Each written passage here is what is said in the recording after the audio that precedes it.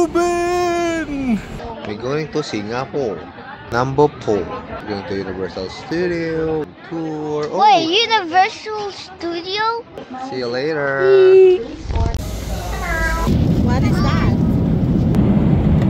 Hello! We're going to Singapore. You want to see animals? Yes. How about giraffe? Yes. Say hi vlog. Hi, Welcome to the guys. guys. Ay, kaway pa girl.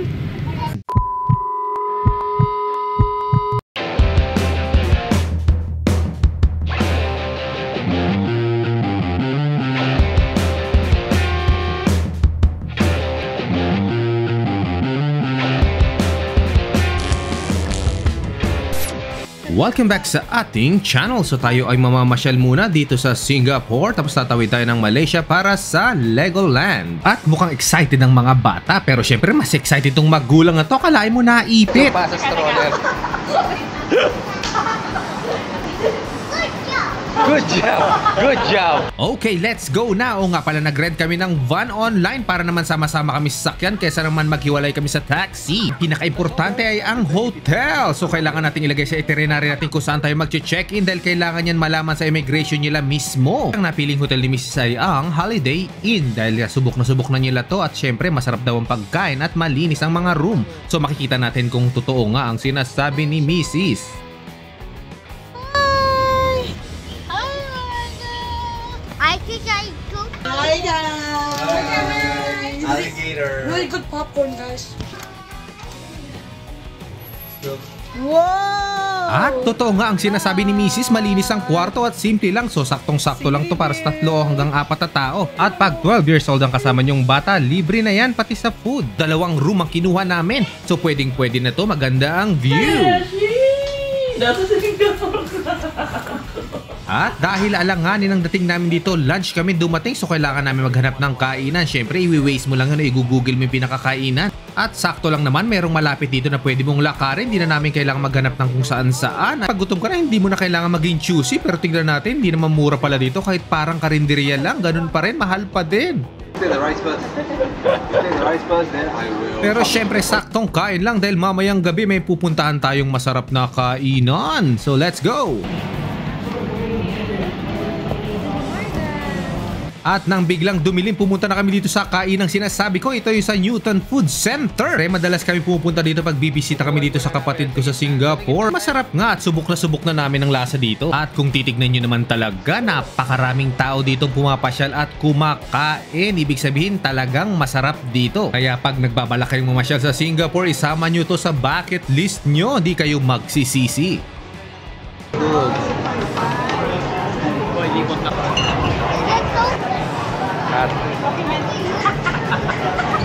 At ayan, nagdatingan ng mga pagkain, so kain na tayo. So malamang sa malamang pag-uwi nito, magsiswimming tong mga to. At ayun, tama nga ako, pag-uwi namin, swimming pool ang hinanap nyo na kagad. At isa sa maganda sa hotel na to, pwede kang mag-swimming kahit gabi. Ayun, napakaganda na itsura ng swimming pool nila. Akalain mong para kang nasa aquarium. At fast forward na tayo, paggising ng umaga, takbo na kagad sa breakfast dahil meron tayong service papunta sa Malaysia dahil nandun ang Legoland. So kailangan naming sulitin ang araw dahil 4 days lang kami dito. So let's go, kain na muna tayo. So egg. At ayan na, nag-rent na naman tayo ng isang van patawid naman sa Malaysia dahil nandun ang Legoland. So ang biyahe natin ay nasa 45 minutes hanggang 1 hour, depende yan sa driver natin. At tulad din sa eroplano, dadaan tayo ng immigration ng Malaysia. This is the departure hall over there. At pagkatapos nating umexit dito sa Singapore, kailangan naman nating umenter sa Malaysia. At ito na ngayon tulay na naghihiwalay sa Malaysia at sa Singapore. At pagdating sa dulo ng tulay, ayan, meron na isang toll gate ulit. Diyan i-check na ang ating passport dahil papasok na tayo sa Malaysia. Yung tatlo. We're already here in Manila, Manila, Malaysia. Malaysia. So ito na, nasa Legoland na tayo. Ang palatandaan dyan yung napakaganda nilang hotel. So pwede kayo magstay din dyan kung trip nyo dito magstay sa Malaysia. Pero kami sa Singapore nagstay kasi mamamasyal pa kami doon. At ito, papasok na tayo sa loob. Pero meron silang rules. Bawal magdala ng pagkain sa loob. At di rin kayo pwedeng lumabas para kumain. Dahil ang ticket natin, 1 pass lang. Once na nakapasok ka, hindi ka na pwedeng lumabas. At pag lumabas ka naman, kailangan mong bumili ulit ng ticket. Ayun, kinakain na ni Utol yung mga pagkain dala niya. Dahil nakatingin ang security. Pero dahil Pilipino tayo, may ilalagay tayo sa bag natin.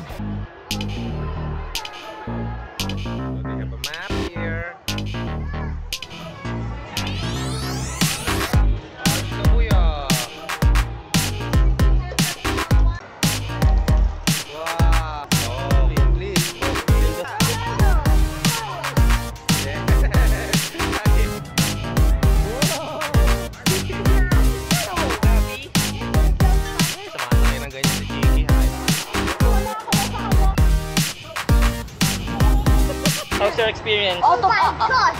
1 number. billion out of 10. How about you? 9.7. 9.7?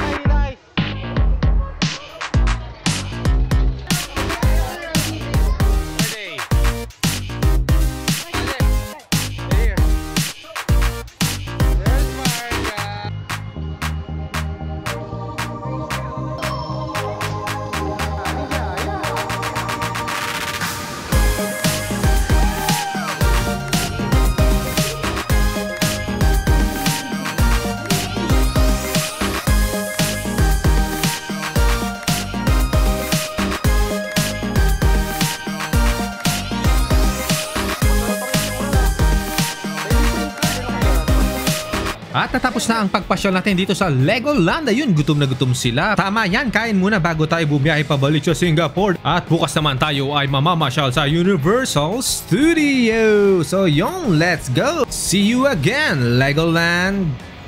At ito, nakabalik na tayo sa Singapore. Ayun, kain naman tayo dito sa Gluten Bay. Dito na tayo magdi-dinner. Ayun din, marami din pagpipilian na pagkain dito. At sakto lang din, imimit natin ang aming pinakamayamang kliyente na nandito. Shoutout sa inyo, Hermie and Paolo. Congrats sa bagong kasal. Okay, kain muna tayo dahil bukas, Singapore Universal Studio naman. Let's go! At ito, ang aga nilang nagising lahat. Mukhang excited naman sa Universal Studio. Tignan mo naman ang service namin. Naka-Lexus pa kami. Ganito yata talaga ang mag-grab dito. Pang malakasan ng datingan. At ayan na, isa na namang castle at maraming rides na naman po tayo. At mukhang mag-i-enjoy na naman ang mga bata at ang mga isip bata.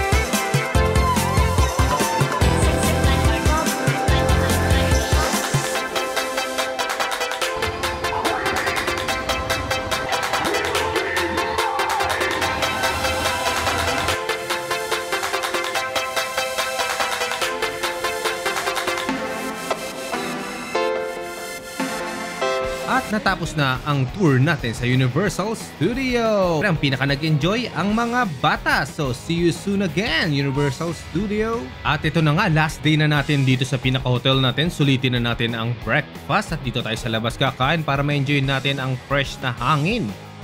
Takaw. After kumain, mamimili tayo ng mga pasalubong natin at kilala dyan ang Bugis. So maya-maya makikita nyo kung ano mga tinda nila dyan. So kain muna tayo.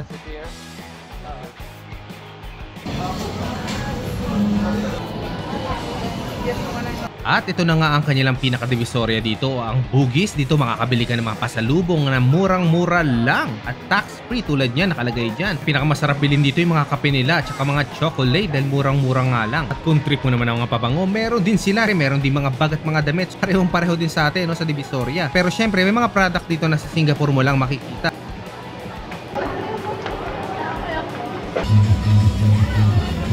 Bago dumiretso ng airport, dumaan muna tayo dito sa Dumudurang Leyon. Marami nagpapapicture dito at nagpapavideo dahil ito ang magiging ebidensya nyo na nanggaling nga kayo sa Singapore.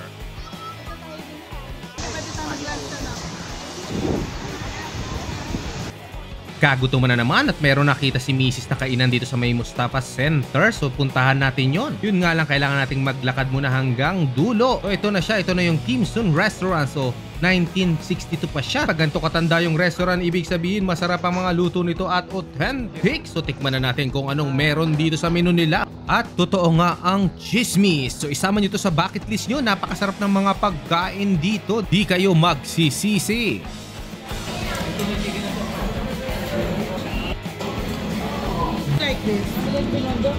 Okay, hanggang dito na lang po ang ating video. Thank you for watching. Please like and subscribe and hit the bell button para po ma-update pa tayo sa mga susunod nating mga video. Goodbye and God bless. Ciao!